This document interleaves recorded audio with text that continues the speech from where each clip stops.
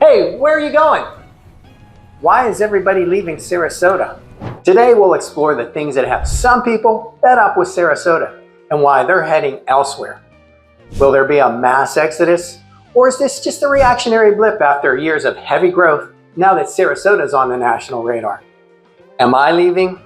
Stick around as we go over the reasons why some people are heading for the exit. Hey, hold that door!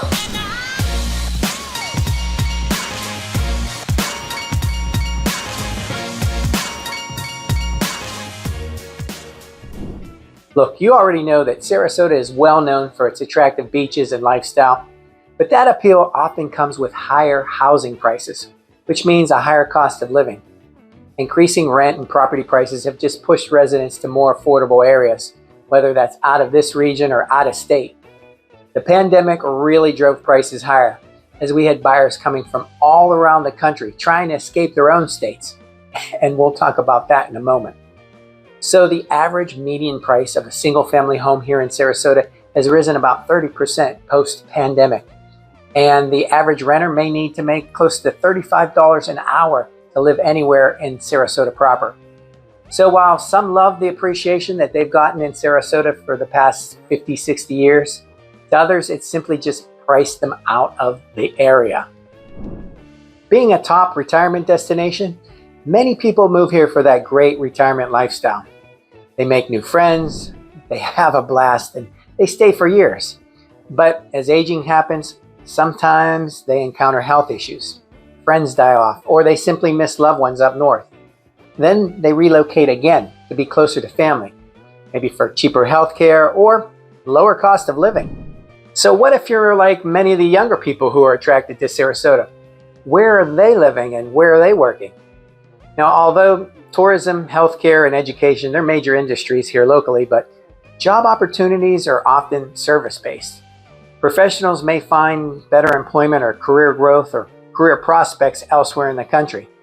Now, I see many CEOs bring their corporate offices to Sarasota, or I see them simply move here and run things from down here, but the majority of their staff or the work that they do still end up being up north. In higher-end careers, they often grow elsewhere, and then those in those careers finally end up here retiring in Sarasota. So Sarasota is full of young entrepreneurs because they have to be. You won't find loads of manufacturing here, and often people move to Sarasota without a job plan, and they end up in tourism or service industries. And because of that, people often rent or buy way outside of Sarasota, and this causes them to make much longer commutes to live in cheaper areas, like to the south, which is Northport or Port Charlotte, or they head north towards Palmetto and Parrish or up that I-75 corridor. Which brings me to traffic. More and more people are moving here to Paradise, but that means more cars on the road and more commuters coming from different bedroom communities from the north and the south, going in to work at downtown Sarasota and the surrounding areas. Now, the state has greenlit many proposals and expanded I-75 greatly since I've been here. But Sarasota is no longer a quiet seaside community. We're seeing urban sprawl east, north, and south, all different areas, and west of I-75 to the beaches, that's already been built out.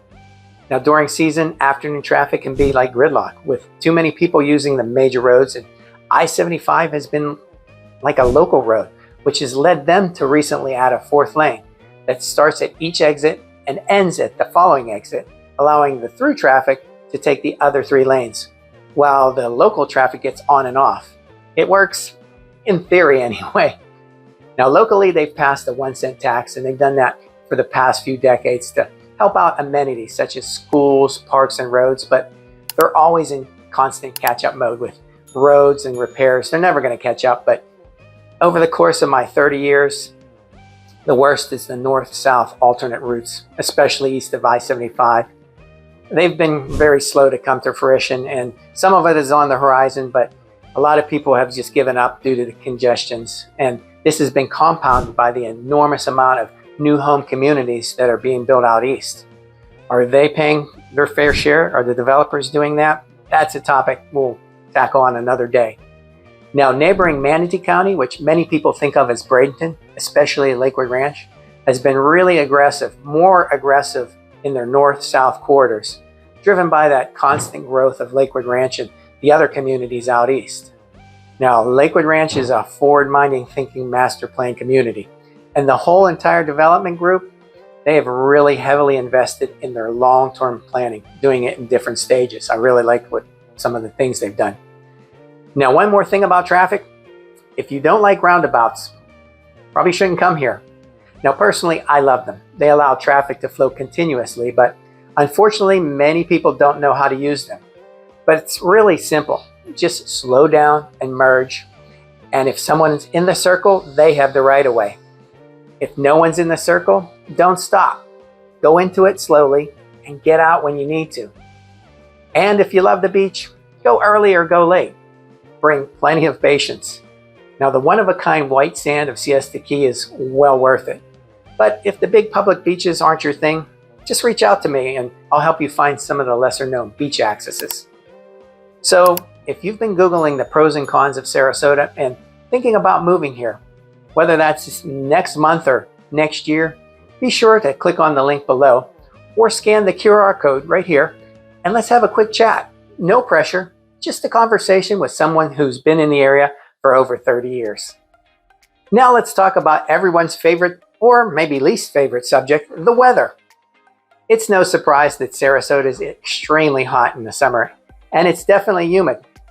From late May through deep into September, depending on when the weather breaks, you'll feel it almost immediately when you go outside.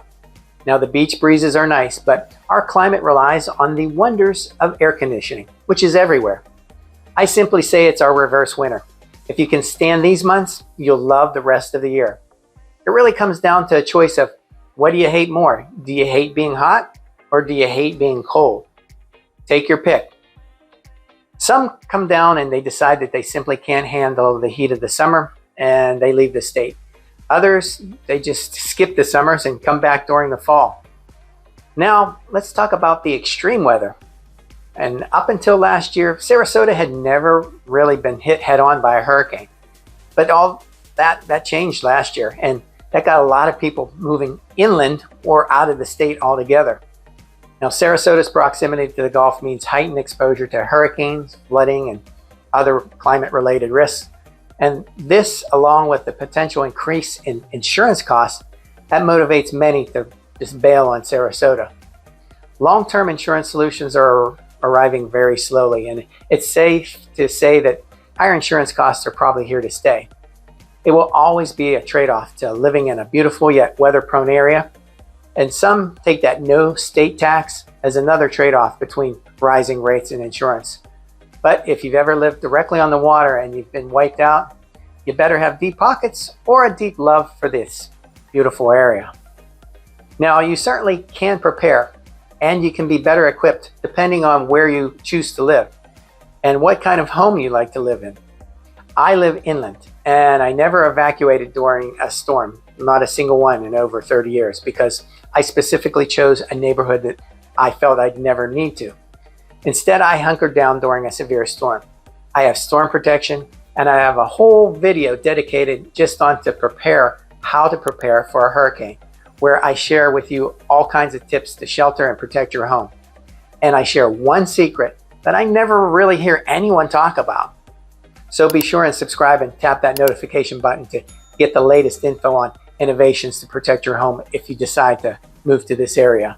Lastly, and I hit on this one a little earlier, but there are many reasons why people move from across the country to Sarasota. And political overtones was one I heard a lot from people who I'd worked with. So whether you're team blue or team red, and I've talked to many on both sides, Sarasota tends to fall in line with the larger part of this red state. So some I've heard say that this is pure heaven for them. Others have said that because of this current governor, they need to get out. Yet others say that despite the area's politics, they found wonderful people and fast friends, and the area is just too good to give up. These are all just part of a list of a wide variety of factors why people are leaving Sarasota. But for everyone that leaves, many more are drawn to this amazing culture, amenities, and overall vibrant lifestyle. For some, it's the culmination of a lifelong dream. I mean, it's beautiful here. And I'm sure there will be hundreds of comments in the comments section from those who say that they killed the golden goose. But to me, Sarasota is still the best place I've ever lived and have for over 30 years. What do you think? Let me know in the comments below. Oh, and I know you will. Now, are you curious why so many people move to Sarasota rather than leave? Check out my new video that talks about all the wonderful things right here in Sarasota. For Living and Buying in Sarasota, I'm Rob Rovnak. Bye for now.